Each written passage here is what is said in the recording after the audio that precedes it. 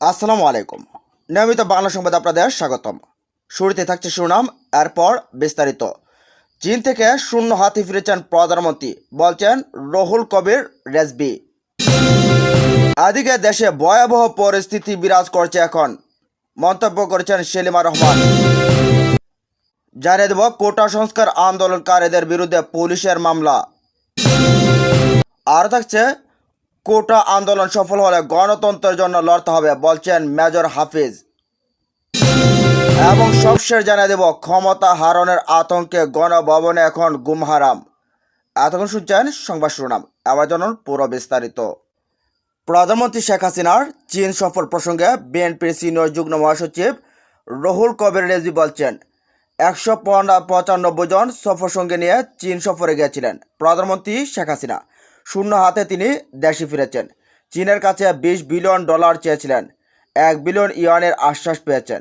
$20 billion চেয়ে খালি ঝুড়ি নিয়ে ফিরতে হয়েছে শেখ হাসিনার। শনিবার রাজধানীর নয়াপল্টনে ভাসানী ভবনে ওলামা দলের আহ্বায়ক কমিটির পরিচিত সভায় এসব কথা বলেন রুহুল কবির রেজভি। বলেন, দেশ বিক্রি করার মহাজন হচ্ছেন প্রধানমন্ত্রী। তিনি ভারতকে নিরাপদ করতে বাংলাদেশকে অনিরাপদ করছেন। বাংলাদেশকে ভারতের নয়া উপনিবেশ বানানোর চেষ্টা করছেন প্রধানমন্ত্রী। রেল চুক্তির মাধ্যমে করিডোর দিয়ে তিনি দেশের স্বাধীনতা ও সার্বভৌমত্বকে হুমকির মুখে ফেলে দিয়েছেন। দেশের স্বাধীনতা ও সার্বভৌমত্ব টিকিয়ে রাখার জন্য শেখ হাসিনার কবল থেকে দেশকে মুক্ত করতে হবে। তিনি বলেন, জুলাই মাস হলো আমাদের আমের মৌসুম, আর দেশে এখন দুর্নীতি ফাঁসের মৌসুম চলছে। আওয়ামী লীগের ঘনিষ্ঠদের নাম প্রতিদিন পাওয়া যাচ্ছে। আজিজ বেনজির মতিউর আবেদের নাম গণমাধ্যমে ফাঁস হচ্ছে, কিন্তু এখনও রাঘব বলদের নাম আসেনি। সরকারের মধ্যে এখনও হাজার হাজার আজিজ বেনজির রয়ে গেছে। সরকারের সমালোচনা করে রেজভি বলেন, 2018 সালে কোটা বাদ দিলেন। শিক্ষার্থীরা কোটা বাদ নয়, সংস্কার চেয়েছিল, কিন্তু তিনি ষড়যন্ত্রমূলকভাবে কোটা বাদ দিয়ে এখন ক্ষমতা পাকাভুক্ত করে আবার কোটা বহাল করেন আদালতের মাধ্যমে। এদিকে আজ দেশের ভয়াবহ পরিস্থিতি বিরাজ করছে বলে মন্তব্য করেছেন বিএনপির স্থায়ী কমিটির সদস্য সেলিমা রহমান।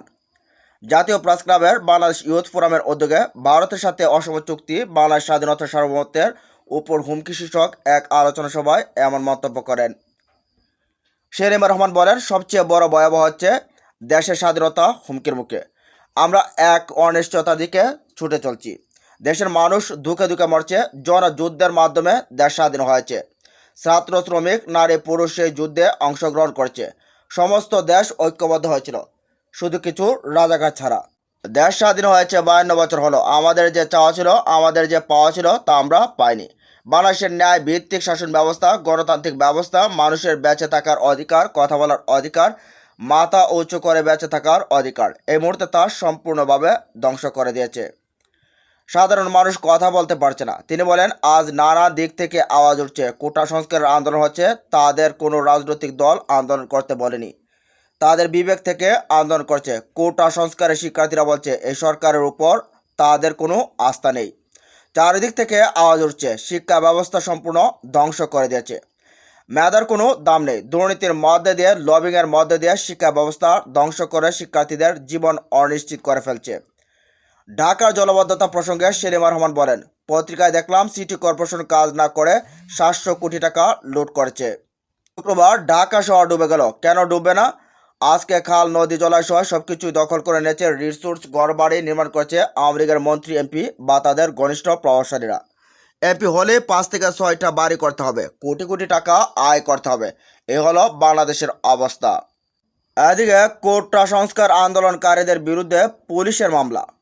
চলমান কোটা সংস্কার আন্দোলনে পুলিশের গাড়ি ভাঙচুরের পাশাপাশি কর্মকর্তাদের মারধর ও হামলার অভিযোগে আন্দোলনকারীদের বিরুদ্ধে মামলা করা হয়েছে।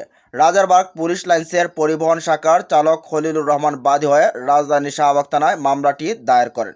মামলায় অজ্ঞাতনামা বহু শিক্ষার্থীকে আসামি করা হয়েছে। ঢাকা মেট্রোপলিটন পুলিশের রমনা জোনের অতিরিক্ত উপকমিশনার শাহ আলম মোহাম্মদ আখতারুল ইসলাম গণমাধ্যমকে বিষয়টি নিশ্চিত করেছেন। উল্লেখ্য, গত 2018 সালে সরকারি চাকরির প্রথম ও দ্বিতীয় শ্রেণীতে কোটা তুলে দিয়ে জারি করা পরিপত্র গত 5 জুন হাইকোর্ট অবৈধ ঘোষণা করার পর সেই পরিপত্র ফিরিয়ে আনার দাবিতে, অর্থাৎ কোটা তুলে দেওয়ার দাবিতে শিক্ষার্থীরা মাঠে নামেন। গত 1 জুলাই থেকে কোটার যৌক্তিক সংস্কারের দাবিতে বৈষম্য বিরোধী ছাত্র আন্দোলনের ব্যানারে আন্দোলন করতে আসছেন শিক্ষার্থীরা। গত সপ্তাহে মঙ্গলবার বাদ দিয়ে প্রতিদিনই বাংলা ব্লকেট নামে অবরোধ কর্মসূচি পালন করছেন শিক্ষার্থীরা। এদিকে কোটা আন্দোলন সফল হলে গণতন্ত্রের জন্য লড়তে হবে। বিএনপির ভাইস চেয়ারম্যান মেজর অবসরপ্রাপ্ত হাফিজউদ্দিন আহমেদ বলছেন, আজকে হাজার হাজার তরুণ ছাত্রছাত্রী রাস্তায় নেমেছে। 56% কোটার বিশ্বের কোনো দেশে নেই। কোটা ব্যবস্থার অসভ্যতার পরিচায়ক। এটা কোটা সংস্কারের দাবিতে চলমান আন্দোলনে আমরা অকুণ্ঠ সমর্থন জানাই। ছাত্র সমাজকে বলবো, মুক্তিযুদ্ধে ছাত্র সমাজের ভূমিকা গুরুত্বপূর্ণ ছিল। আশা করি কোটা আন্দোলন সফল হলে তোমাদেরকে গণতন্ত্র ও ভোটাধিকার পুনরুদ্ধারে রাজপথে লড়াই করতে হবে। আমরা তোমাদের সঙ্গে থাকবো ইনশাল্লাহ। শনিবার রাজধানীর সেগুনবাগিচায় ঢাকা রিপোর্টার্স ইউনিটি মিলনায়তনে জাতীয়তাবাদী মুক্তিযোদ্ধা দলের উদ্যোগে বিএনপির চেয়ারপারসন খালেদা জিয়ার মুক্তির দাবি, দেশবিরোধী চুক্তি বাতিল ও সর্বগ্রাসী দুর্নীতিবাজদের গ্রেপ্তারের দাবিতে এক আলোচনা সভায় তিনি এসব কথা বলেন।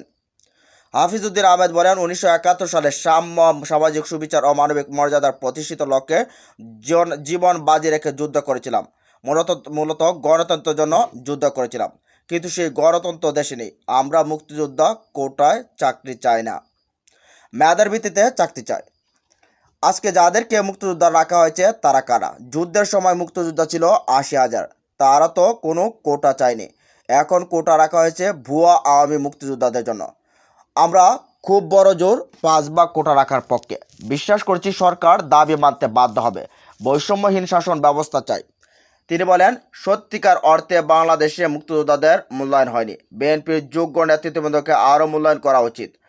আওয়ামী লীগের লোকে বৈঠা ও গুলির সামনে দাঁড়াতে হলে সেরকম নেতৃত্ব দরকার, কিন্তু বিএনপিতে ধীরে ধীরে অনেক যোগ্য নেতৃত্বকে অবমূল্যায়ন করা হয়েছে। আমি বলবো, মুক্তিযুদ্ধের রক্ত দিয়ে দেশ স্বাধীন করেছি।